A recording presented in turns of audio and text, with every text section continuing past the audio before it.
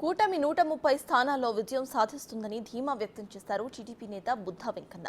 చంద్రబాబు ఆత్మకథ రాస్తానని, ఆ కథలో తనకు పేజీ ఉండబోతుందని సంచలన వ్యాఖ్యలు చేశారు.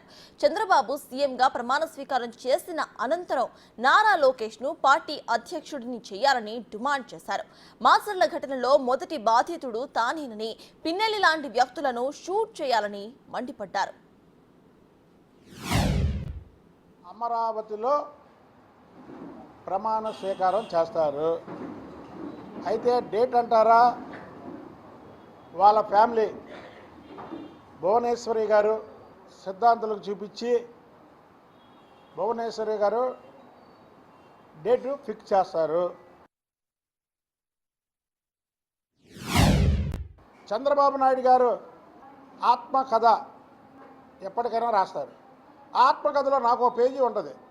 100% నేను అనుకుంటున్నా నాకు పేజీ ఉంటుంది. ఎందుకంటే 2019 నుంచి 2024 వరకు పార్టీలో చాలామంది మాట్లాడలేకపోయినా, పార్టీలోంచి పారిపోయినా, ఎలక్షన్కి ముందు సంవత్సరం ముందు మళ్ళీ వచ్చి మీడియా ముందు మాట్లాడి వాళ్ళ టికెట్లు తీసుకున్నారు ఎమ్మెల్యేలుగా, ఎంపీలుగా. అయినా సరే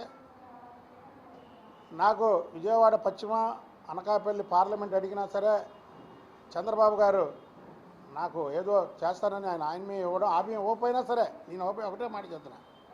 ఎందుకంటే నాకు ఒక పేజీ ఉంటుంది అన్నది భారతదేశంలో కాదు, ప్రపంచ దేశాల్లో ఒక నాయకుడి కాళ్ళకి రక్తంతో కడిగినటువంటి దాఖలాలు ప్రపంచ దేశంలో ఎక్కడా లేదు. ఏదన్నా ఆర్డర్గా చేస్తే తమిళనాడులో చేస్తారు, తమిళనాడులో కూడా ఇంతవరకు జరగల. నేను మా నాయకుడిని ప్రపంచ దేశాల స్థాయికి తీసుకెళ్లాలనే ఉద్దేశంతో రక్తంతో కటౌట్ కాలు కడిగాను తప్ప నా టికెట్ అలా కడిగి తీస్తాడని మాత్రం కాదు. అదంతా కూడా ఎస్సీ, బీసీ, మైనార్టీ చెందినటువంటి వ్యక్తులవే. మేము ఏకగ్రీవంగా చెప్తున్నాము, మీరు ఏ రోజైతే ప్రమాణ స్వీకారం చేస్తారో అమరావతిలో అది ప్రభుత్వ అక్కడ ఏర్పాటు చేస్తుంది.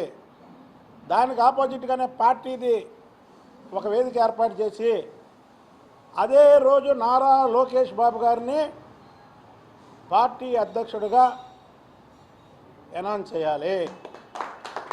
ఇది మా డిమాండ్.